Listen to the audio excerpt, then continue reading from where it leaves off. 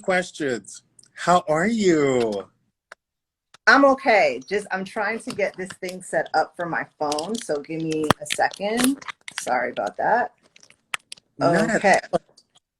Okay, here we go. Hi, how are you? I am good. First of all, everyone keeps on talking about this podcast. What is going Really? Who's everyone? Because Everyone I'm intrigued. like, I can't wait for her podcast. I can't wait for her podcast. What is this podcast? Yeah, well, my podcast is called An Imani State of Mind, and it debuted last Thursday. And so essentially it's me and I have a co-host who's my best friend, one of my best friends, and we basically break down psychiatry, is especially in light of I'm a Black person, I'm a Black psychiatrist. So I'm trying to tell this show around what I think would best serve the Black community. So honestly, I think that my podcast coincidentally came at a really good time. Oh my God. Can we talk about how good of a time it came? Because we're not only dealing with COVID-19, we're dealing with Black Lives Matter at this moment. And mental health is a big thing in our community. How can people stay focused and stay steady right now? Because it seems like everybody is on shaky ground.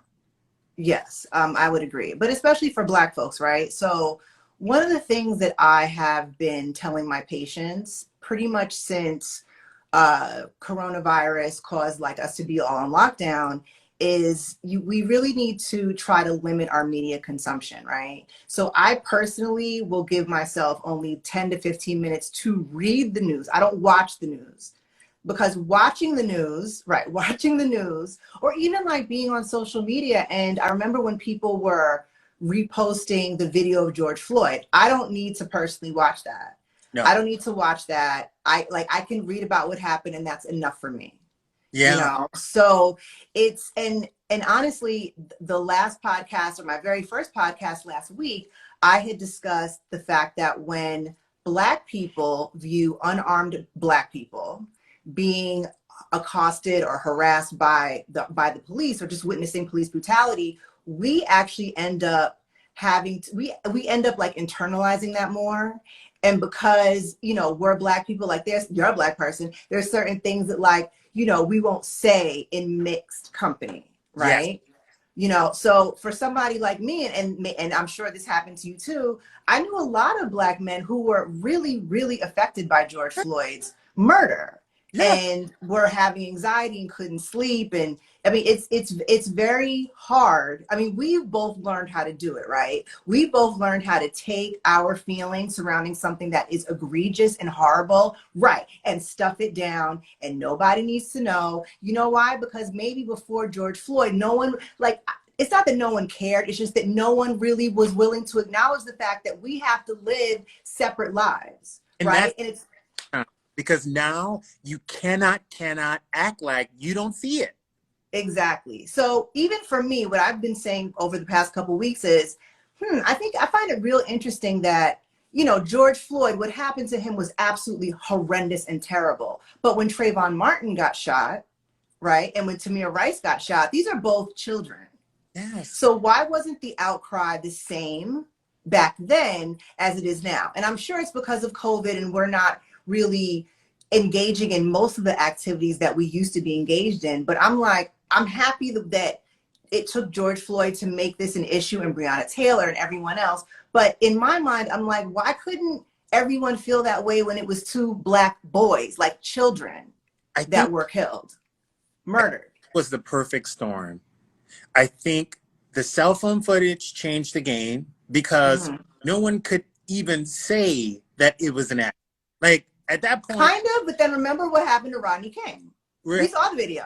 remember what happened. Yes, remember what happened to There's Rod. always video. There's been videos, right? But up until now that we are sheltering in place and don't have as many distractions, now it's like, oh wow, you know what? That's mad fucked up. Ooh, sorry, that's like that's so terrible. Like No, that's really really terrible. What happened to this man?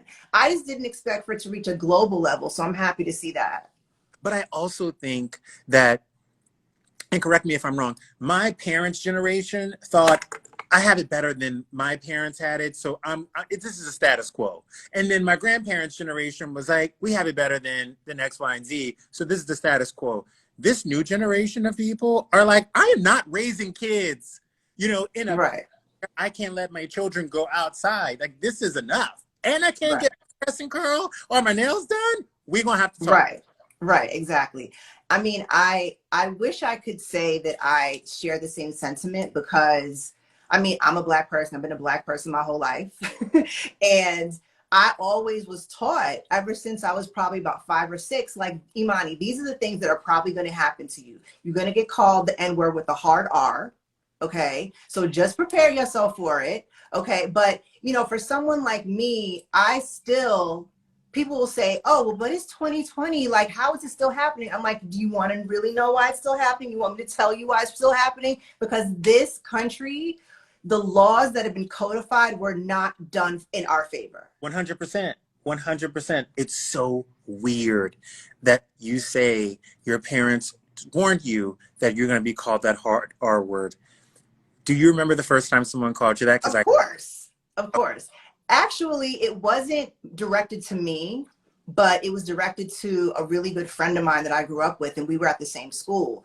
And I was 6. I was 6, I think. And so this older boy who was 2 grades ahead of me called my like best friend, like my play brother, like N-word with the hard R. And I don't remember this, but according to him and according to my mom, I just blinked out. I had, those metal lunch boxes from back in the day. With the cartoon characters on it? You lost So apparently I just flipped out and beat him upside the head. And you know what? They called my mom and she was like, well, I don't know why you calling me playing on my phone. So right. I'm just describing the fact that I think that I'm personally really tired of seeing people's mothers give press conferences anytime their child is slain. But I really do, how do I say this? I feel very happy and vindicated when I'm able to see a family member, a mother, a sister, whomever, and be like, you know what? I'm really upset. I'm not going to sit here and tell y'all to hold hands and sing Kumbaya because y'all know what happened and it's not fair. No, 100%. And today, my thought is, I just don't want to become a hashtag. Exactly. I look at, George Floyd. I look at Elijah McClain. I look at Breonna Taylor. I see myself in those people. I don't want to become a hashtag. I'm 33 years old. I have a lot more life to live. But those are the thoughts that actually go through my mind when I drive my car or when I run in a neighborhood that's predominantly white. Like, those are real thoughts. And at years old, being called the N-word for a 9-year-old and an adult coming up to me after in my family and saying, do you see how that felt? Now you know the feeling. And get used to it, because this is our lives. And I was like, what are you talking about? Right. What are you talking about? This is my life? Yeah. Well, did anyone ever explain that to you before 9 years old? Someone had explained it to me at a young age, had told me that this is what happens, but it didn't actually happen until I was 9. You know what I mean? Right. Like, very predominantly Black neighborhood. And when I was a little bit older, I went to a private school around the corner that was, predominantly white, and it happened. And it really, it checked me a little bit, because I always thought I was immune. I was the funny Black guy, like, you know what I mean? Like, and then it was real. Right. It was like, oh, so since you're the only person here and I guess you're the token, like, we're just going to treat you like the token. And it's so hurtful when it happens. I mean, I'm not going to sit here and say that my reaction to being called the N-word is like anyone else's, because to me, those are fighting words. Like, when you say that to me, that means that you clearly want some damage to happen to yourself. You're knucking. And I'm Right, exactly. Like, because I will say, like, if you say that one more time, I'm gonna do this, and then they do it, and then I do what I have to do, and I'm like, well, clearly you wanted that to happen to you. 100%. That's not my fault. It's crazy that, like, people don't understand. And I'm the walk away type. Like, I'm the type who I will walk away, but I have a cousin who will not walk away. That's me. I'm like, no, this is gonna be handled right here and now. And when your head bounces off the pavement, you're gonna remember not to ever call that word. Don't say that to me or anybody who look like me. So, sorry, but no, I don't play that. It's so crazy, because I'm so happy I'm talking to you today, because I have a friend who's watching this, and I also have other of our brothers and sisters of color who are on this as well. And when we were growing up, psychiatry and psychology wasn't a thing that was pushed. Mm-hmm. I have this issue because a lot of my friends, I see someone once every 3 months for a check-in. And when things get a little bit more heated, I'm now seeing someone once every 2 weeks just to check in with myself and my own situation. But that's not how I grew up. And that's not how a lot of people of color grew up. A lot of Black people grew up. Like, that wasn't business out to We nobody didn't else. talk, right. It's like, that's not for public consumption. Like, keep that in the house. Keep that in the house. But with everything going on, how important is it for people to have that check-in? And It's very important for people to have that check-in. Psychiatrists or psychologists.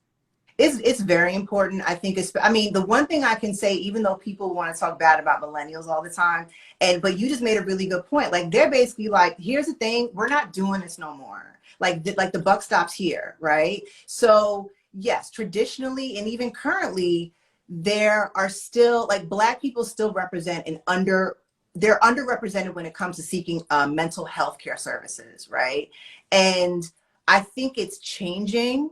But I think it's changing more so because the people that are younger than me, probably, like, you know, your generation, like, y'all, like, you know what? No, this is not happening. Like, I'm not even doing this no more with y'all. No. Like, this is over. So I'm really happy to see that millennials are really taking this charge. And I mean, and honestly, when it comes to millennials, the ones that I know personally and the ones that I have as patients, they're basically like, listen, yeah, I'm in therapy, and what? Oh, no, it's Like, and they're like, why aren't you in therapy? I'm like, well, because I'm busy. Like, I'm on Prozac now. Like, like, I'm cool. But I mean, no, this like, well, I go to therapy for this on Wednesday, and then I go to my group sessions on Wednesday. Like, they're not afraid of it. So I'm really happy that they're leading this change. yes. But to answer your question, I mean, throughout the diaspora, I think that, well, I know that we as Black folks have been very reticent to wanting to get mental health services, and I think a lot of that is it's historical. You know, it's just that we don't. It's like we don't want to let anybody else business know, and then it turns into, well, that sounds like a white people problem, which it's not. Like, because we had to be strong from the get-go. Right. We couldn't be vulnerable. We could not show weakness, even in the face of adversity and racism and other things. We couldn't be those people. Like, we couldn't be it. That's what historically that's what it's been. Mm-hmm. And then it's been, you know, even for me, and I'm sure you too, because I went to private school, you went to private school. It was like, okay, so here's the thing. You got to be better than anybody else. You got to be better than everybody else. 100%. Right. And white people don't know that struggle. Like, I'm not saying that white people are, you know, worse than us or anything like that, but it's not this ingrained, like, listen, you have to smash it, because you are always going to be, unfortunately, the representative for Black folks, even if I don't want to be the monolith today, right? But I still have to do that until, hopefully, there are a lot of things that are changed in our society, because this society was built on the backs of Black people. We all know that, right? Yes, yes. If anybody has not listened to the podcast 1619, you have got to do it. It's an education in itself. Right. Absolutely. I remember reading about the how Atlanta initially built its freeway system. And how they did it is that they basically were able to build these freeways in Georgia, in Atlanta, that effectively cut off Black people from, like, the more affluent parts of town. Now, that's it. So sometimes people will tell me, they're like, Imani, why is it always got to be political? Why is it always got to be about race? I'm like, you act like I woke up with a vendetta. Like, I'm giving you facts. 100%. This is what happened. 100%. Right? Like, there's no arguing that. So it's like, yes, there have systematic racism is a thing. We can also talk about environmental racism when, you know, people, I went to Xavier University, and across the street from Xavier is a place called Gertown. Yeah, I went to Xavier. My sister went there. Oh, nice. Yeah. Nice. But I went to Xavier, and across the street was Gertown. And Gertown got a $5 million settlement because chemical companies were dumping their waste in their neighborhood, and people were getting cancer because of it.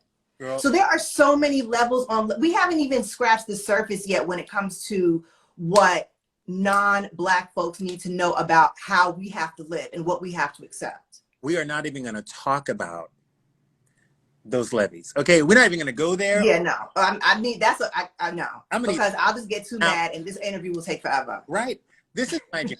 And I have this sneaking suspicion that a lot of people agree with me.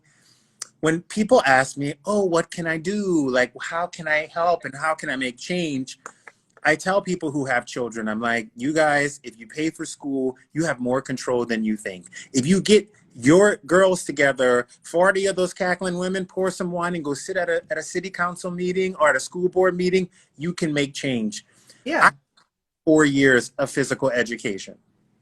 Mm-hmm. What I need for my child and for the future growing up is I need 1 year of mental health education. I need 1 year of financial education because people don't know. So if you want to split that year up and do 3.5 months, go right ahead. But we need to start teaching kids about mental health, about LGBTQ issues and inclusivity and diversity at the start, from jump. From jump, right. Exactly. Yeah, no, we do. And I believe that New York became the first state, I think it was earlier this year or last year, where they are putting mental health and mental wellness into the curriculum for public schools, which is huge. Yeah, and don't give me some coach who is like coaching football and has to teach something. No, give me and has to teach sex ed like in my school. I don't want to talk to Mr. Shiva about sex. Right. I like about mental health. I want a real professional in there. Like, there are people who are going through clinicals and going through residencies who can teach and educate these children on signs and things, because we hear too much about suicide and about depression, and we all know depression gets worse when it's untreated. Yeah, definitely. And I, I'm happy you said that, because we really are entering into we're already in a crisis. So since March, since all that lockdown, we're social creatures. Like, even though I tend to be a bit introverted, human beings are social creatures. And now we can't hug nobody. We can't go out. We can't hold nobody's hand. We can't be within 6 feet of each other. We can't booty call. No, right. And I was like, oh, I feel so bad for these people, because I'm like, this is going to be a real rough year for a lot of people. And there have been more, like, I can personally say that with my job, that there have been more symptoms being expressed to me. There are people who have never had mental illness situations. Like, now it's just, we're in a state of panic because we never know what is going to happen the next day. Like, yesterday I woke up and like all the bars are closed in LA now because the COVID infections are out of control. 100%. So, it's, we have a lot of work to do, but I'm glad to know that there are people out there younger than me and some people older than me who are like, all right, you know what? Like, I'm not doing this no more. Like, this ends now. Personally, 100. I'm waiting for Black men to stop being 3/5 of a person in the Constitution. But, I guess we're going to work on that at some time soon. We're gonna get to that. We're going to get there. We're going to get there. I'm watching, but we're going to get there. Where can people find this podcast? Because I feel like it's one of those must listens that we have to get to right now right. No, as a culture, right? So my podcast is called Imani State of Mind, and it is through Stitcher Networks. Right. Write that down. Mm-hmm. Quite honestly, anywhere you listen to podcasts, whether it's Apple, whether it's Stitcher, whether it's Spotify, if you type in Imani State of Mind, my podcast will come up. So we have a new episode premiering on Thursday. But the last episode was definitely very timely I was really happy that a lot of people were able to relate to it and get some, you know, mental health jewels from it. Amazing. And for everyone out there, if I'm cheap and I don't like Same. a premium when it comes to services like therapy, Talkspace is Hmm. unbelievable service. There are many others Okay.